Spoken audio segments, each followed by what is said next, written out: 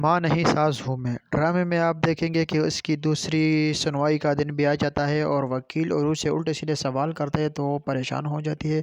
دوسری طرف وکیل بلاتا ہے میرین کو اور اسے ساری سٹوری سنتا ہے کہ اصل میں ہوا کیا تھا۔ وہ سب کچھ بتاتی ہے کہ کس طرح 25 سال پہلے حادثہ ہوا تھا اور اس کے شوہر کی ڈیتھ ہو گئی تھی اور اس کی بیٹی گمشدہ ہو گئی تھی۔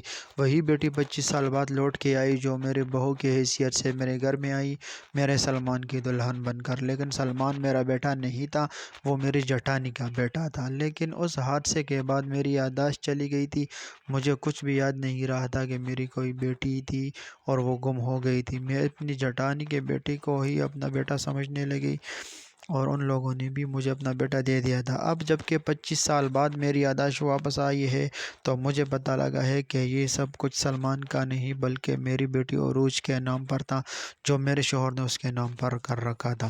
میرین کی ساری بات وکیل جج نے سن لی، لیکن بعد میں وکیل کہتا ہے کہ یہ وہ رپورٹ ہے کہ جس سے ثابت ہوتا ہے کہ میرین زینب کی ذہنی حالت درست نہیں ہے، تو یہ جو بھی انہوں نے باتیں بتائی ہے یہ ساری من گھڑت کہانیاں ہیں، اس پر بھروسہ نہ کیا جائے، یقین نہ کیا جائے۔